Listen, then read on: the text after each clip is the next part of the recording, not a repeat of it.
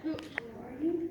I'm Lucy Christian, and yes, I'm from Texas. We just drove in, and we're here to talk about heroes and all kinds of fun stuff. So, yay! Yes.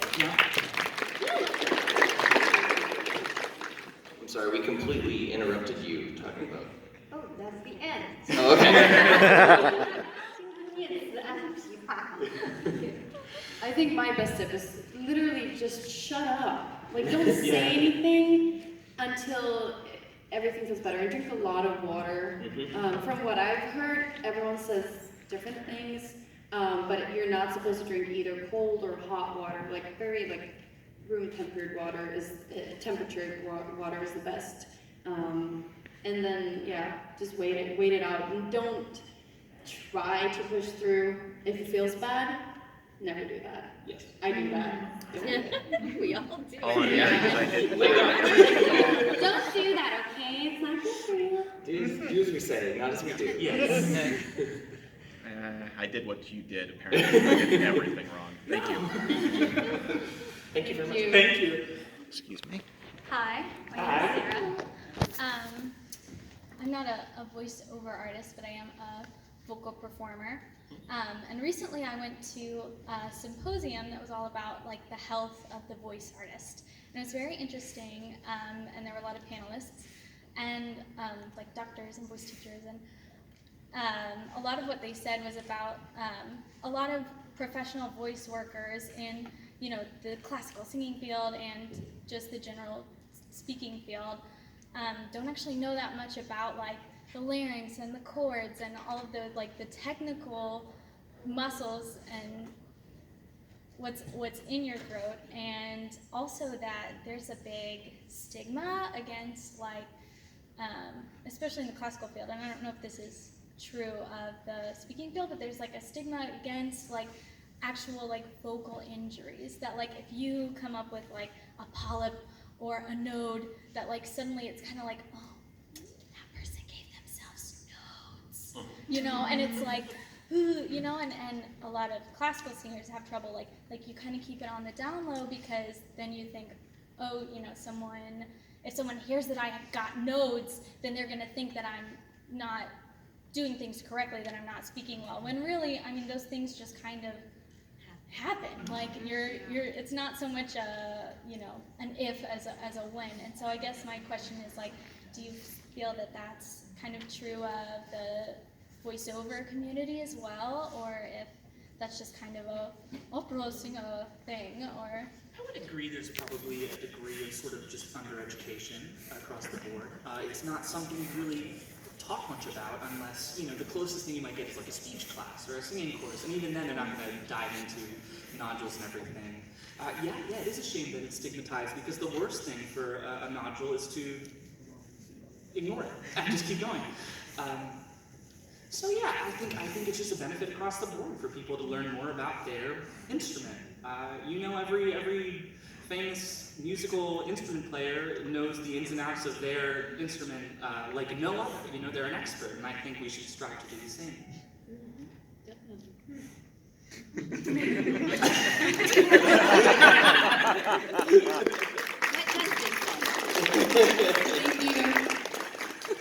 Afternoon, y'all. Hi. I can't tell if this is actually working or not. Yeah, you can tilt it up. You can tilt it up. Okay. There you go. Is that better? Yeah, pretty tall. First thing first, has anyone ever told you look like a taller version of Maisie Williams? And people who don't know who that actor is, that's Arya Stark from Game of Thrones. I hear that a lot, especially if I Oh, wow. That was great. And thank you for saying water at room temperature is best for you, because that gave me a chance to look at my wife and say I told you so. That's why I do his job. Thank you. Really, thank you for that. That doesn't happen often. But the actual question is, when actors that are up there right now that's done dubbing, when you do a voice in a dub, do you look over at the original voice, like how they do it in the original anime or manga or game, and try to reference that? Or where do you guys get your material from to know what you want this character to sound like? I think it's. I've done dubbing since I was so young, and you kind of like grow into like hearing someone else and then just doing that. Like you get a character, and then especially if you do shows where you have to do a bunch of different characters, you kind of just like learn what part of here and here what they're using. Like for I don't know why I'm answering these questions, because I'm basically saying that I have no idea what I'm doing. But I think it's just something that I think it helps to have a musical ear, like you can hear the notes when someone's talking, it just helps in a way. And so I feel like it's just experience, like just mimicking people. Like I do with my friends all the time, and they enjoy it. Also, that's where we are very dependent on our directors too. The director usually has an idea of what they're looking for, and I work at Sentai and Funimation primarily, so in both spaces we preview the Japanese first to see what they did and see the context of the scene, and then your director gives you all these clues and adjectives that you're shooting for. And at Sentai, which is where I learned to dub, the Japanese is even under us while we record. It's always there at Sentai. So I'm very used to hearing the Japanese in my ear as an audible cue and kind of a guidepost. But that's there. The director though is really key, because they're the ones that'll go, she's too old, or she's too young. I rarely hear she's too old. She's too young, or whatever. Can you make that little boy a little deeper? Can you make him less cartoony and more realistic? And they help you fine tune where the voice lands. That's very interesting. We rarely have directors in Sweden, so like it's only on like the bigger shows that we may have that. And also we always have the other language in your ear. Do you? Yeah, do you not? No. They don't. What? They don't. And in France, we don't either. What? No. In France, we How just do you have know? this thing that's called the bon rythme. Do you see that? Do you see the words sound go waves? by underneath? So you With have that it like what we do for karaoke. The stretched Oh. stretched out so that you say the word, like if the person is going okay, then you have the okay. So you're supposed to and that is like running around, like running through, and you're just supposed to say the lines, and there is no noise at all except your own voice. In Sweden, we just have to go for it. Like you don't even. I don't even listen to the lines anymore, because you just listen to the English at the same time. This is actually a job. Like someone is like, okay. I'd love to do that. Well, I'm amazing. I'm honestly learning so much from this panel. Did you get your question answered? I got 3 I got different 7. answers. There's so many answers. Thank you for that. Hi there. Hey. So I wanted to ask for the Overwatch voice actors, when you do the animated shorts like Infiltration, Honor and Glory, Maze, that one's leaving me, I'm sorry. Do you record those at the same time as you do, lines for the game, or is that recorded at a separate time? I think it's different for everyone because the shorts haven't come out at the same time. So, for example, when I got cast on Overwatch, actually a live short was part of my casting. It was part of my test. Uh-huh. So, and that's literally the first thing that I ever recorded was Wow. that film.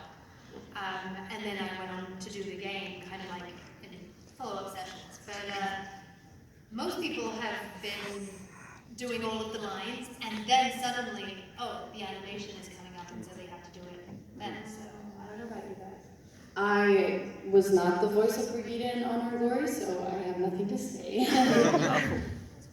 But sometimes it's just an animation. Sometimes just in-game voice lines. Sometimes But when you did together. the short film, What? The cinematics. when you did the cinematic, Uh-huh. that's the question. Oh, sometimes. Did you do it? I do it like four times for the short movie, and sometimes with in-game voice lines together. Okay. Thanks. I was just curious about that. Thank you. Hello. Hello. I have a request. I'm sorry. It was my best friend's birthday a couple days ago, and I was wondering if you could say happy birthday in y'all's, like, My Hero Academia, Overwatch voices, maybe? That's okay? Sure. What's his name? What's his name? Cameron. Cameron. Cameron, yeah. So, Like one at a time? I didn't think about that. One at a time. Yeah, one at a time, I guess. Sorry. Cameron，生日快乐 Cameron. Happy birthday. Happy birthday. Happy birthday, I guess. Happy birthday, Cameron. Hope it's awesome. Got this go post it out, Cameron. Hi Cameron, happy birthday.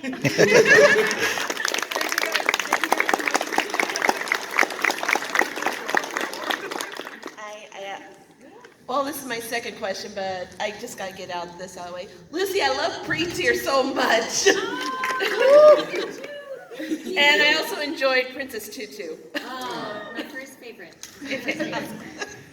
Okay, my question is for, well, it's basically for the cast of My Hero Academia, but it has nothing to do with that. But I'm sorry. It's an auspicious beginning. I love it.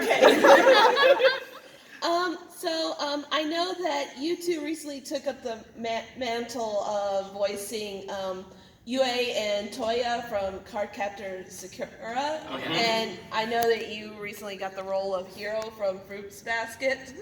So, how did it feel taking up the mantles of those characters? Oh gosh.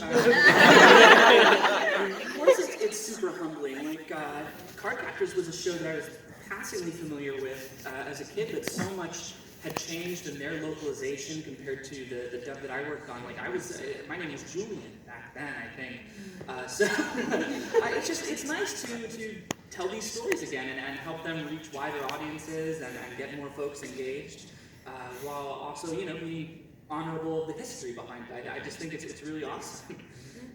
Yeah, and Toya, he had 2 other English voice actors, I think, because there was the original Card Captors dub that played on like Fox Kids, and then there was the movie, and I think that was dubbed in LA.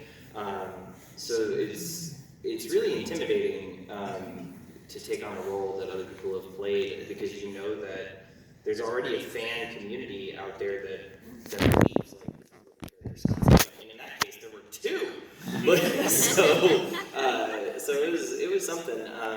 Caitlin was really good about directing us into where the characters were supposed to be at that point, and Caitlin Glass was the voice director for that.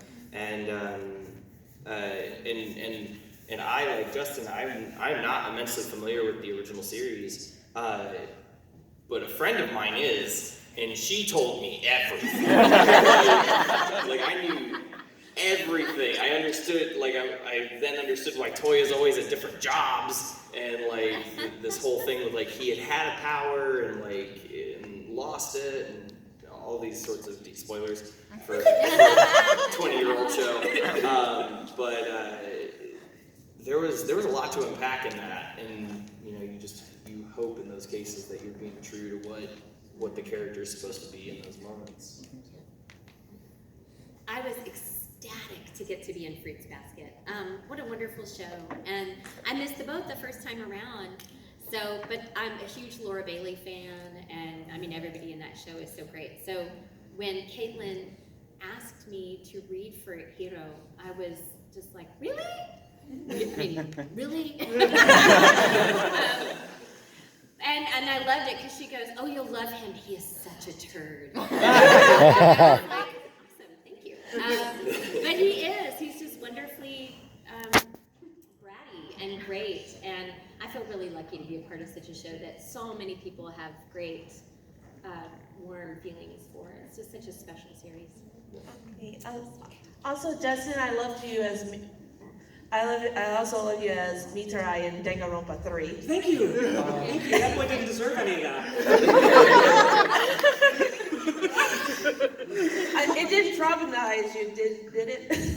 No, well, the nightmares have mostly subsided. Well, he's been labeled a seminal role in the fandom, so. He is, yeah. Enemy was not a mistake. Thank you all. Thank you so much. Thank you.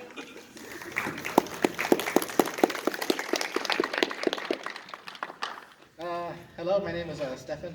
Hi. This one's, I don't know if it'll be a little bit too personal, but whenever I'm doing stuff, I always have trouble keeping motivated to actually continue it. Trying to do 3D animation, going to having to voice my own actors, especially when I want to voice the voicing. What, for like everyone here, is there anything that actually keeps you guys continuously motivated to continue on doing it? It's fun. There is that. Like, that is a very important part of it. Like, it's just when you, I don't know, like, it's such a fun job, and I just get it, like, so excited whenever I get a new character to voice. It's like, I don't know, it's like finding, oh god, I'm gonna sound so, I don't know, fake deep, but like, it's like finding a part of yourself, like, with all these different characters, you're giving like a part of yourself and you're discovering other parts of yourself, and it's just, I don't know, for me, it's just the love of the work, I guess. Man, my answer's gonna sound terrible. But I grew up in Connecticut, and there's nothing going on in Connecticut for like voiceover or film or anything like that. And so me growing up, I mean, literally since I was 5 years old, I'd always wanted to be doing media-related things. You know, I was always doing voices and making short films and things like that. And there were a lot of people in my life, like personal people to my life, that would be like, well, why are you wasting your time doing this? You're never gonna succeed. And so there's a part of me that's like, I'll show you. And so there's a part of me that like very genuinely keeps going because I want to just keep proving that I could do it, so in a weird sort of way, spite. Yes, that is it. Motivation through Sprite. Yeah, it's the two sides of the same coin. Exactly. Great motivation. So. I have an almost crippling work ethic. It's pretty ironclad, and the people who work with me, I think, sort of understand what I mean by that. I'm compelled to do a good job.